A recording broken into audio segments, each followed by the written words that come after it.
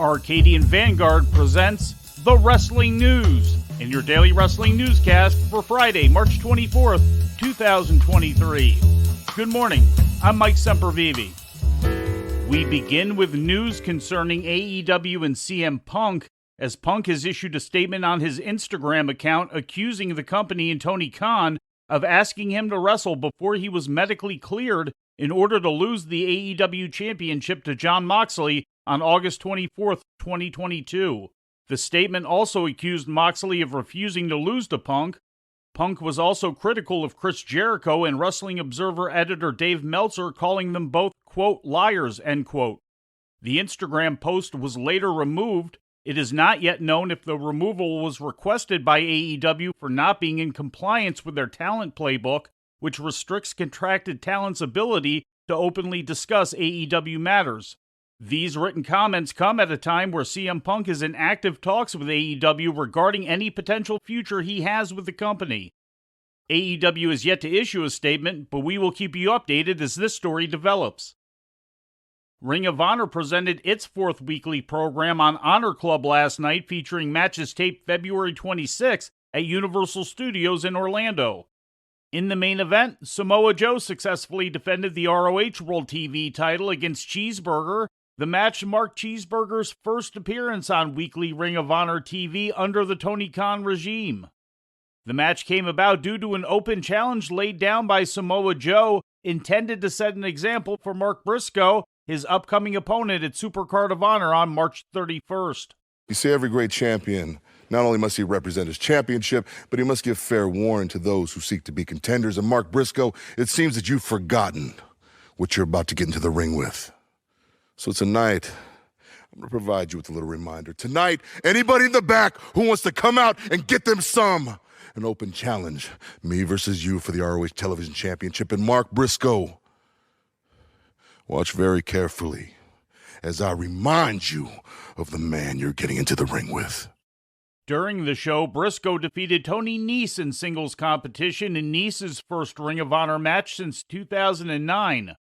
Also, ROH World Champion Claudio Castagnoli accepted the challenge of Eddie Kingston for a title match at Supercard of Honor. In other results, Aussie Open beat Christopher Daniels and Matt Sydal, Shane Taylor defeated Silas Young, Brian Cage topped Tony Deppen, Matt Taven went over Darius Martin, Dralistico and Roosh beat the Foundation, AR Fox, Blake Christian, and Metalik bested the Trustbusters, and in the opener, Sky Blue made her ROH singles debut, defeating Lady Frost.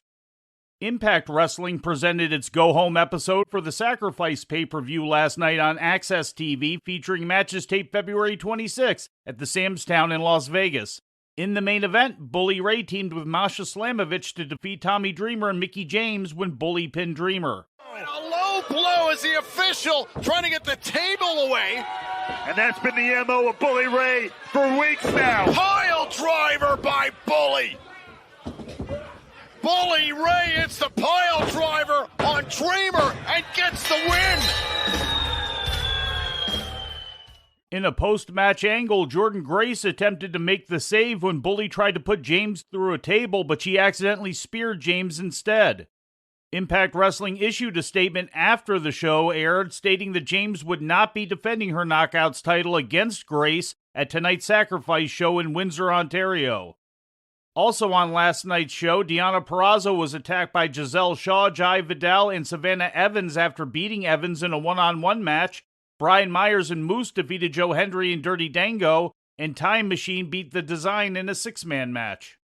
Tonight's Sacrifice show is being held on the campus of St. Clair College in Windsor and streams on Impact Plus. Notable matches include Bully Ray and Dreamer in a busted open match, Purrazzo against Shaw, and in a six-man tag team match, Time Machine, the Motor City Machine Guns, and Kushida face Impact World Champion Josh Alexander, Rich Swann, and Frankie Kazarian. In ratings news, last Wednesday's AEW Dynamite drew the largest audience for the show in a month, with 954,000 viewers tuning into TBS, according to Showbuzz Daily. That's a 12% increase from last week's audience of 852,000. The rating in the key 18 to 49-year-old demographic was also the highest it's been in a month, coming in at .33, representing 434,000 viewers, an increase from last week's .27 key demo rating, according to WrestleNomics. The episode ranked number 4 for the evening in the key demo on cable TV, up from number 11 last week. Post Wrestling reports that in Canada, Dynamite was very strong for the second week in a row, averaging 158,000 English-language viewers on TSN2, with 101,000 of them in Canada's key 25 to 54-year-old demographic.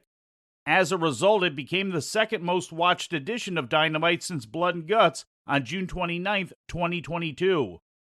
Last week's edition of the program, which emanated from Winnipeg, Manitoba, set the show's high watermark with 197,200 English-language Canadian viewers on TSN2.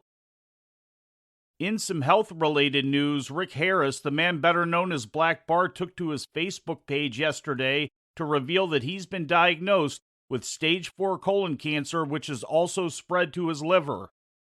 Harris wrote, quote, "Well, I'm not quite sure where to start except to just spit it out the way I usually do. I don't want rumors, so here's the truth. I was diagnosed today with stage 4 colon cancer that has also spread to my liver. I am not the kind that just roll over and play dead, so you should all know that I will fight it with all I have in me." End quote. Harris went on to say that he'll be seeing an oncologist next week and plans to start chemotherapy as soon as possible. The 75-year-old second-generation wrestler is best known for his time working in Jim Crockett Promotions and later for Texas-based World Class Championship Wrestling and the Global Wrestling Federation. And we close our program with a correction from yesterday's newscast.